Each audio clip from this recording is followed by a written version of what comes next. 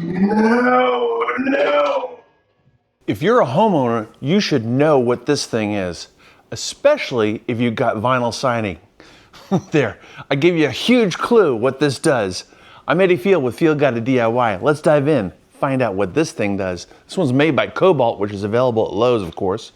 But this is a vinyl siding douly hookie.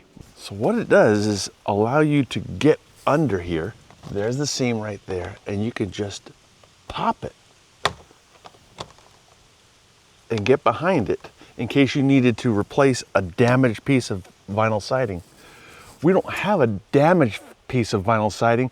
We've got a detached piece of vinyl siding that's up on the roof. I don't like going up on the roof. I've been up there twice before, third time's a charm. So I'm gonna get the ladder out, get the handy dandy vinyl siding attachment tool, and see if we can fix this once and for all. See, on windy days when it blows like this, it gets crazy flapping. Let's see if you can see it from the ground. When you come around this side, you see that piece flapping there. That's not good. We're gonna get this tool and we're gonna reattach that so it works once and for all. You see, previously I tried to wedge underneath there with a big honking flat screwdriver.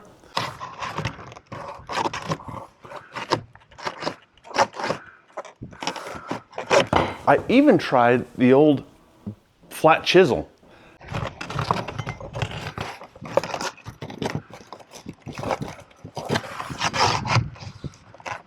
And that didn't hold it in place. It really didn't get the bite on it. But I think with the tool that's designed for that, that's gonna give me the bite that I need in order to get under there and pry it out. We're gonna find out today. It's not that I'm afraid of heights. It's not even that I'm afraid of falling. It's the abrupt stop at the end of a fall. That's what I don't like. I don't like being up on the ladder. Don't like, and especially the transition from the ladder to the roof. That I really don't like. No, no. Yes, this is my camera sliding off the roof. But it works. It still works. No, no.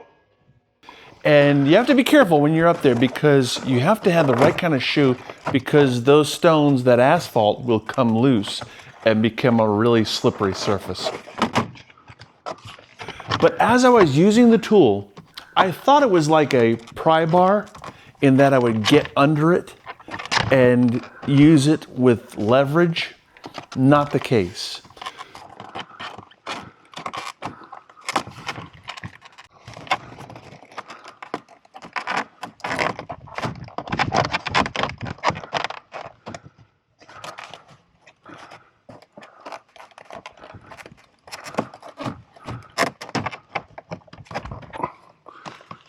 What you're gonna see here is it really needs to be taken down and pulled down. You're gonna pull down on that tab of the upper piece of siding and pull it down and allow it to hook on the piece of siding below it.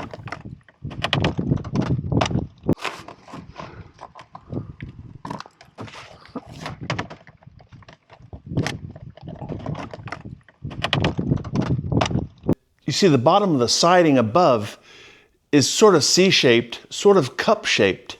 And what your tool does, it gets in there behind it and pulls it down. And then as you pull it past the siding below it, that side will have a little cup to it that will mate to it. So as you pull that down, push it back into position and release it, it's gonna grab that siding below it. So once I had that figured out, then I went just all across along and just pull down, pull down, pull down, pull down, while keeping pressure on there on the previous spot because you don't want to pull down and have it unsnap all the way back out, all the way down the siding and run. Also, I had the trim piece of the siding that I had to take into consideration. So I got really creative and kept that apart or lifted it off as I got in that point. That was tricky.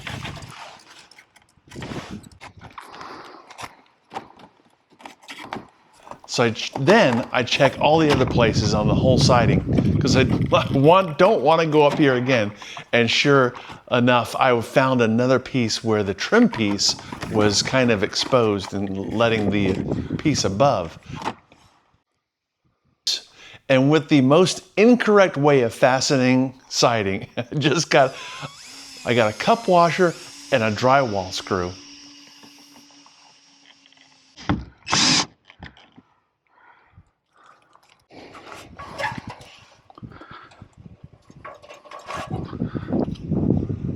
Oh, another thing, while you're up here, you might as well just go ahead and clean out the downspout. Much better. And just like that, we're back in business and the siding is fixed.